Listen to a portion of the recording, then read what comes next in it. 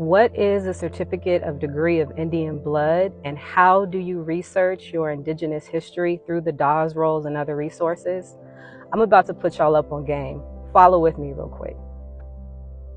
So it is a certificate by the Bureau of Indian Affairs where you have your requester date of birth, your father's name, your mother's name, if they're on a tribe, their roll number, and their parents' tribe roll number. So this is why it is so important when you are looking for your information that you know your grandmother's birthday, her death day, who her parents were, who is your great grandmother, who's your great grandfather, and who is their mother and father, and what day were they born, when's the actual date of birth, what state, and when did they die.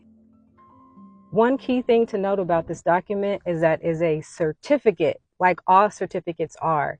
And it also specifies it is a degree of blood.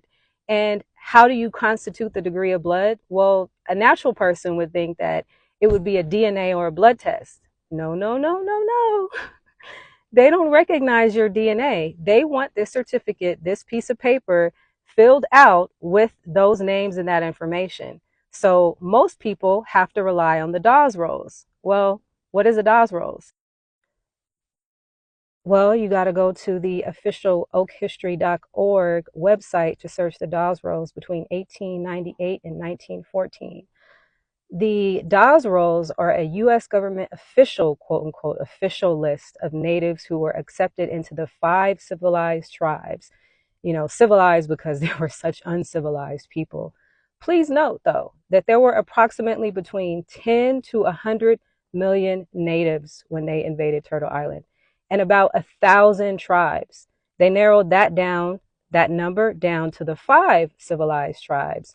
Now there are actually 574 federally recognized tribes. And it's also key to note that the Dawes Rolls stopped in 1907, and only a small number were accepted between 1912 and 1914. So they stopped it in 1907 and then started it again. That's hella suspect. Anyway, also, being that they narrowed it down to 5 tribes, please note that if you are from the Mississippi area, when it comes to this, especially Choctaw, ultimately, they did not even submit their information into the Dawes Roll. I actually just did some research for a friend, and luckily they were like one of the 5 Choctaw people that were fortunately on the roll. So you put in the first name, the last name, and the tribal nation of the person. The problem that I found with this website, and by the way, Oklahoma and Choctaw means red people. That's a whole nother key giveaway of Redskins. Anyway, although that name is derogatory, you think about the band that created that song, Redbone. Hey. Okay, anyway, I'm a little neurodivergent, but I'm still hanging on. So in Oklahoma, right, in doing this research, like, I couldn't find any of my relatives. I did find another site. Now make sure you write the name of this site down. It's called Fold 3, Fold 3. So once you go to the Fold 3 website, this is what it looks like. Then you're going to scroll up to Native American, and you're going to hit on Native American, and you are then going to search for the name of your ancestor. And this gives more of an accurate account because it actually includes war registries as well as U.S. Census information.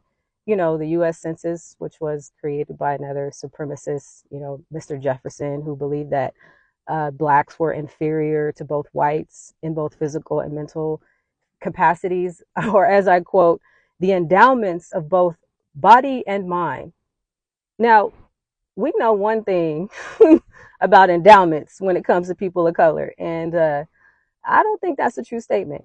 But anyway, so it has the census information, and you are more than likely to find your ancestry information on Fold 3. I had a lot of luck with Fold 3, and I was able to pull up the official documents, the interviews where they interviewed my great-great-grandfather on my dad's side, who's Cherokee.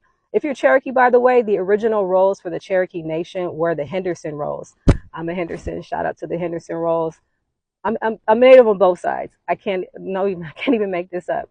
But I found my great grandfather's interview of like when they were interviewing him, and it brought tears to my eyes because it was like literally these are these man's words, and he said like 5 times, "No, I'm Indian." And then they were asking him like, "How long have you been in the war?" He's like, "Since I was like a boy." And it was so sad because he anyway, but it's just important to do this research and also note that when has a thief and a liar ever given back anything that they stole or been truthful? So the importance of knowing who you are is not a matter of asking asking for permission, right? That's why this information has been stolen and taken away from you, because they did not want you to know who you were. But once you know who you are, you don't need to ask the person who lied to you and stole you the truth, because the 1900s were not that long ago. We are still here and we still remember.